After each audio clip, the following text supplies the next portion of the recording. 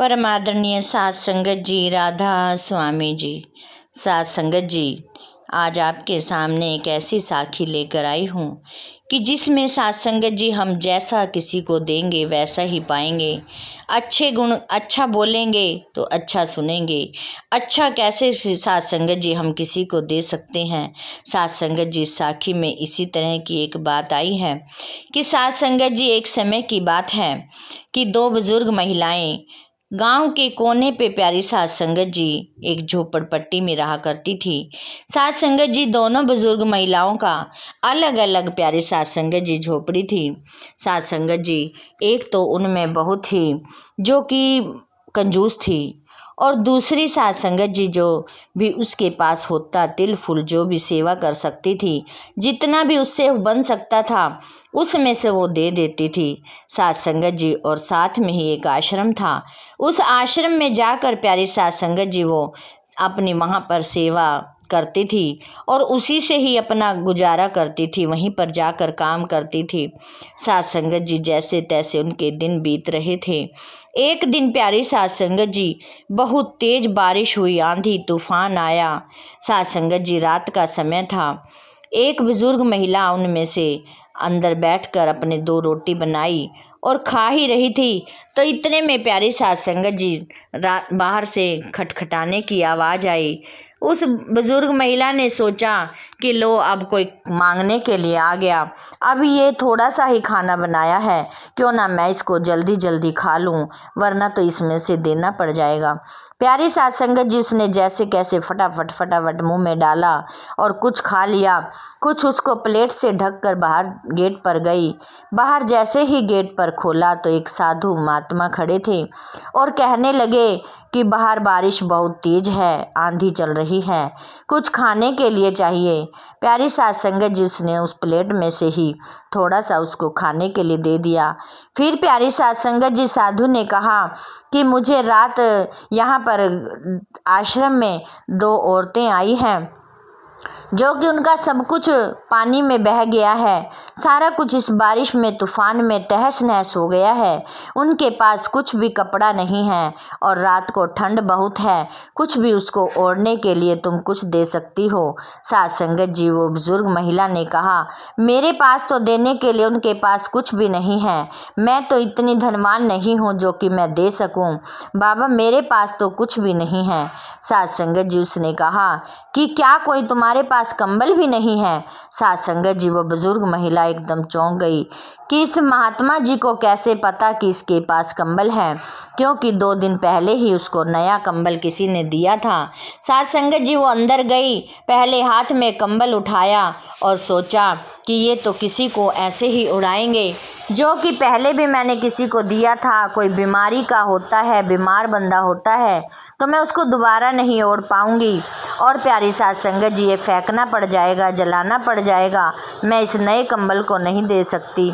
फिर उसके बाद उसने फटी हुई रजाई उठाई, उसको सोचकर कहने लगी ये तो मेरे माँ बाप की निशानी है, मैं इसको कैसे दे सकती हूँ, पता नहीं वो बूढ़ी महिलाएं कैसी हैं, कहाँ से आई हैं, साफ सुथरी हैं भी या नहीं। सात संगत जी, उसके बाद उसने फिर एक फटी हुई चद्दर उठाई। सात संगत जी, वो फटी हुई चद्दर भी कहने लगी ये तो जब मौसम थोड़ा चेंज होता है तो ये मेरे ओढ़ने के काम आती है, ये भी मैं नहीं दे सकती। सात संगत जी, उसके बाद चौथे नंबर पर उसने एक बिल्कुल फटी हुई चद्दर, जिसका ना रंग ना रूप, मैली कुचैली, सात संगत जी, वो चद्दर लेकर उसने तय लगाकर उस साधु के पास ले आई। कहने लगी कि मेरे पास तो यही चद्दर है एक, जो मैं कोई बात नहीं, मैं रात अपनी गुजार लूँगी, आप ये उसको दे देना। प्यारी सात संगत जी, साधु महात्मा थोड़ा अंदर ही अंदर मुस्कुराए और उन्होंने वो चद्दर लेकर अपने कंधे पर डालकर चल पड़े। फिर सात संगत जी, जो दूसरी बुजुर्ग महिला थी, उनका गेट खटखटाया और साध संगत जी वहां पहुंचे। जैसे ही वो दूसरी बुजुर्ग महिला आई, उन्होंने उन साधु को देखते ही उनके चेहरे पर नूर नजर आया।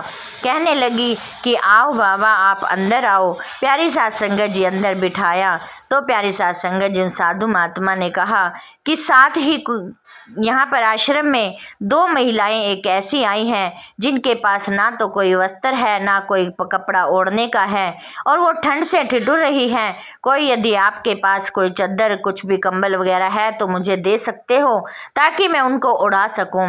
प्यारी साध संगत जी वो अंदर गई। उसको उसी दिन ही किसी ने नया कंबल दिया था, उसने वो कंबल दिया साधु को। कहने लगी, लो बाबा, मैं तो जैसे भी काट लूंगी, आप ये नया कंबल गर्म है, आप उनको उड़ा दो, उनकी ठंड रुक जाएगी। प्यारी साध संगत जी साधु महात्मा ने कहा कि यदि कोई वस्त्र पहनने के हैं, यदि कुछ भी आपके पास सामान है तो आप दे सकते हैं, उन बेचारियों का काम चल जाएगा। प्यारी साध संगत जी उस बूढ़ी बुजुर्ग ने अपने कपड़े भी पहनने के दिए और प्यारी साध संगत जी चद्दर भी दी, रजाई भी दी। प्यारी साध संगत जी वो कहने लगी कि मैं तो जैसे कैसे अपनी रात काट लूंगी, आप उनका अच्छी तरह से करो। प्यारी साध संगत जी वो साधु महात्मा दोनों के ही लेकर चले गए। प्यारी साध संगत जी इतने में ही जैसे ही गए, एकदम तेज आंधी तूफान चला, बारिश कड़कड़ाहट, बादल कड़कड़ाहट करने लगे।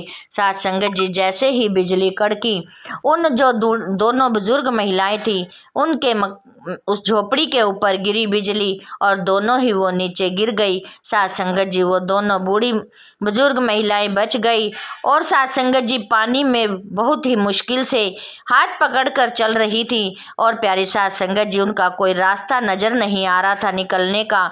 बहुत बारिश से पानी से बहुत परेशान हो रही थी। इतने में ही साध संगत जी उस साधु महात्मा की आवाज़ आई कि आप इधर आ जाओ, मेरा हाथ पकड़ लो, मैं तुम्हें बाहर निकाल दूंगा।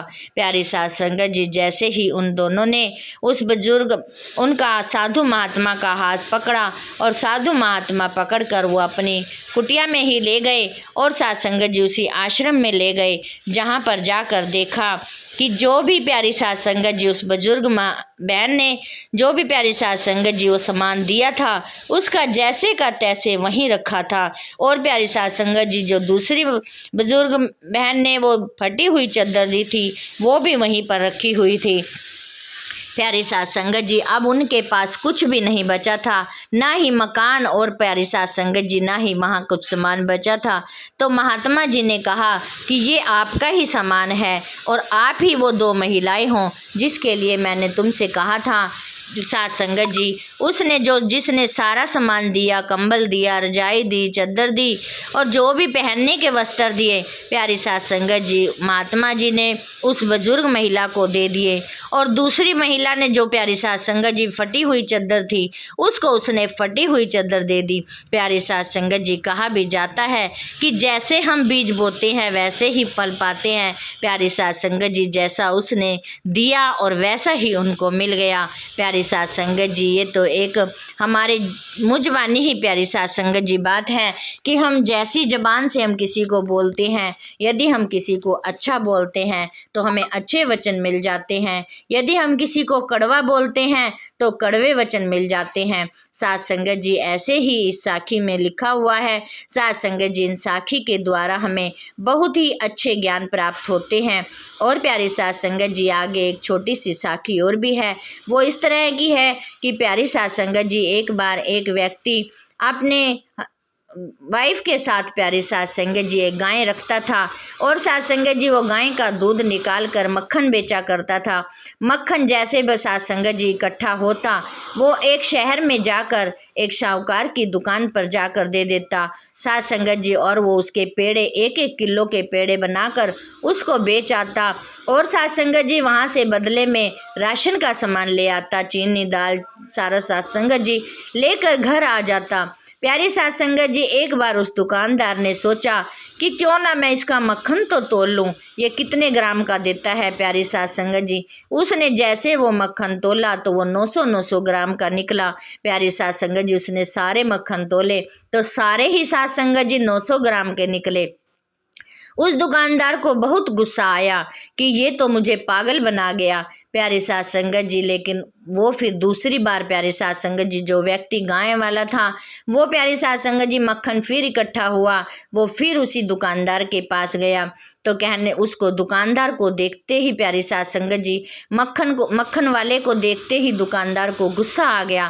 कहने लगा कि मुझे बेईमान के साथ कोई सौदेबाजी नहीं करनी, तू यहाँ से चला जा, मुझे कोई भी नहीं सामान लेना तुमसे।